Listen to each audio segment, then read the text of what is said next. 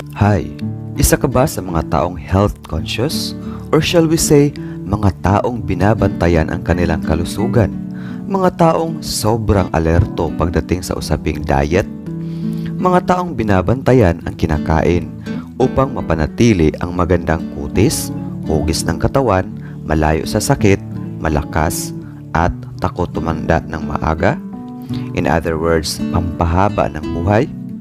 If yes, para sa iyo ang video na ito.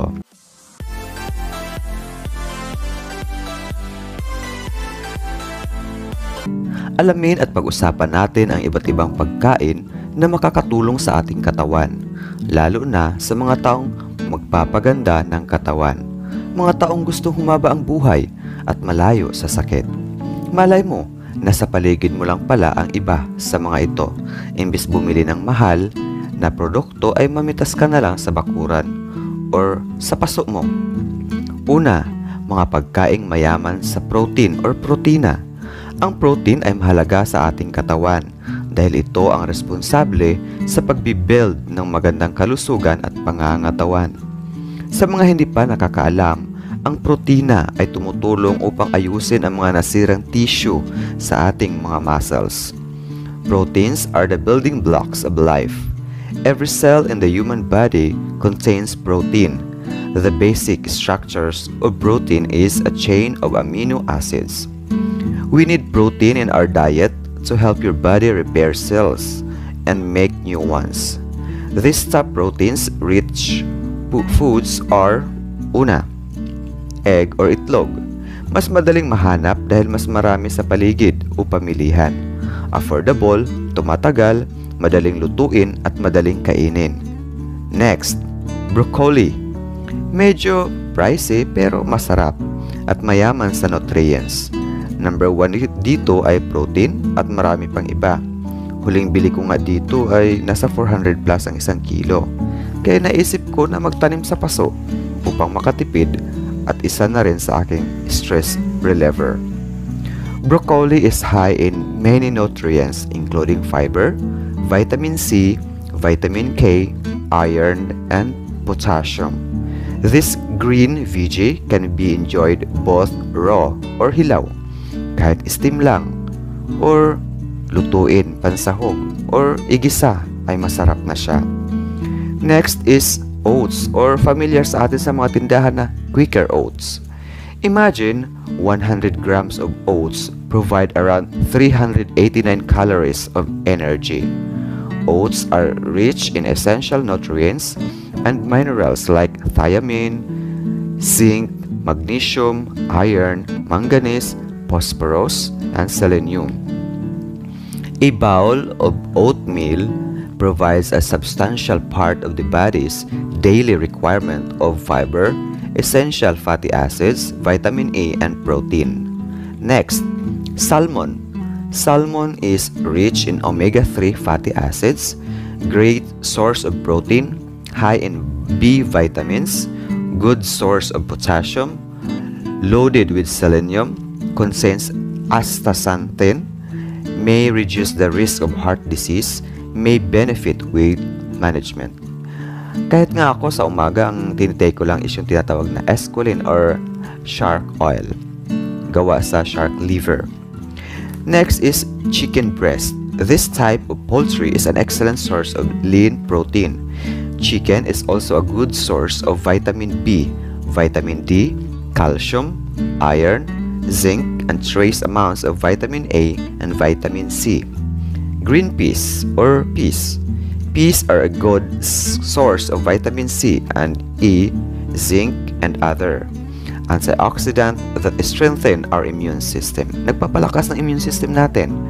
Other nutrients such as vitamin A and B and cholesterol help reduce inflammation o yung pamamaga sa ating kagaya ng mga arthritis or kung ano mang sakit sa ating katawan, and lower your risk of chronic condition including diabetes, heart disease, and arthritis. Next is quinoa. Quinoa is a good source of a number of important nutrients, including folate, magnesium, zinc, and iron. It is also rich in fiber and protein nutrients that play an important role in helping you feel full. Yung feeling lagi kang busog. Kahit naman yung tinitake ko na shark oil, yun lang ang lagi kong pang-almusal. Isang kutsara lang. Tapos kakain ako ulit mga 11 a.m. Next is lentils. Lentils are rich in fiber, folate, and potassium, making them a great choice for the heart and for managing blood pressure and cholesterol. They are also a source of energizing iron and vitamin B1, which helps maintain a steady heartbeat. Next is avocado. Avocado are a source of vitamin C, E, K, and B6, as well as riboflavin, niacin, folate, pantothenic acid, magnesium, and potassium. They also provide lutein. Siguro familiar sa inyo ang lutein, ito yung para sa mata, beta-carotene, and omega-3 fatty acids. Avocados contain high levels of healthy, beneficial fats, which can help a person feel fuller between meals. Minsan kasi, kung gusto mo na hindi makarami sa rice, para feeling busog ka na agad, mag-avocado ka. Number 2, weight loss smoothies, pampapayat at pampaganda ng balat. Healthy smoothies for weight loss should include a variety of fruits and vegetables to support the body's essential nutrient needs. They should also include protein-rich ingredients such as nuts, seeds, and dairy or dairy alternative products to help a person stay fuller for longer or hindi madaling magutom. Ito yung sekreto ng mga nagda-diet dahil kahit konti lang kinakain nila ay busog na at hindi mauwi sa pagkapasma or malnourished or marasmus in other term. Yung ibang nagda-diet kasi ay hindi talaga kumakain. Marami akong kilala na ganon, ng ilang kainan or yung iba, biscuits lang, kaya nagkakasakit. Ano ba naman ang nutrients ng biscuit, diba?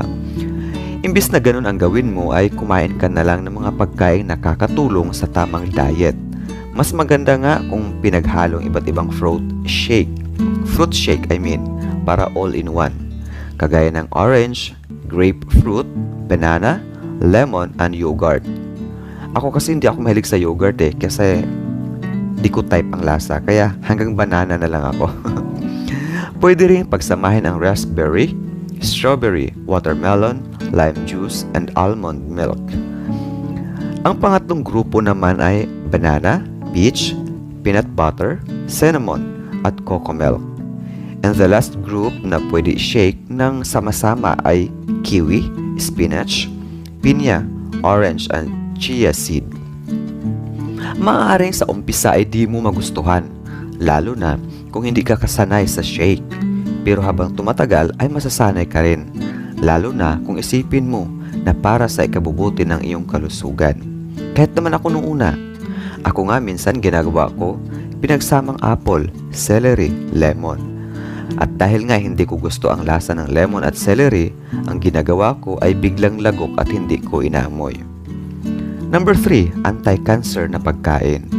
Mahalaga na kumain tayo ng mga anti-cancer upang maiwasan natin ang sakit na ito. At ang mga ito ay sea moss, guyabano, oregano, black seed oil, luya, at sea buckthorn. Siyempre, kainin mo yung mga available sa lugar mo. Huwag mo nang pahirapan hanapin ang mga bagay na wala. Halimbawa, sa lahat ng mga nabanggit ay luya lang ang laging meron. Hindi magluya ka. Ako nga ginagawa kong tea ang luya dahil tumutulong din yan upang gumanda ang texture ng boses natin. O sa mga music lover dyan, yung mga gustong kumanta, mahilig kumanta pero hindi hilig ng kanta. Number 4, magandang panlinis ng katawan. Kagaya ng blueberries, spinach, saging, at higit sa lahat, pinakakumon at importante ay ang tubig. Kung nahirapan kang maghanap ng mga yan, ay mas maiging magtubig ka na lang. Hindi na magastos, madali pang hanapin, at least 8 glasses of water sa maghapon. Number 5, vitamin C smoothie. Usapang shake na naman ito. Pwede mong pagsamahin ang ice, pinya, orange, luya, mango, saging at syempre tubig. Pang-anim, pineapple ginger smoothie. Shake pa rin. pinagsamang avocado, katas ng lemon, pinya, coconut oil, spinach, tubig, luya at luyang dilaw or turmeric in other term. Number 7. Breakfast foods. Para sa mga nagda-diet, ito ang isama sa breakfast upang mabilis mabusog at hindi maparami sa rice. Gaya ng kiwi, green tea, oatmeal, coffee, shake ng pinagsamang prutas, berries, flax seeds, saging at grapefruit. Pang-8, magandang panlinis sa katawan ang lemon, saging, pinya at mangga. Upang ma-intake mo lahat, maganda talaga pag shake dahil isang lagok lang nandun na lahat ng nutrients na kailangan ng katawan. Kaya ano pang inaantay mo? Ngayong may alam ka na, simulan mo na para sa pag-maintain ng magandang kalusugan at syempre, samahan din ng kahit konting exercise upang maging positibo at progresibo ang pananaw sa buhay. Hanggat maaga, alagaan ang katawan upang makaiwas sa sakit at mas malaking gastos at pagdurusa. Thank you and until next video.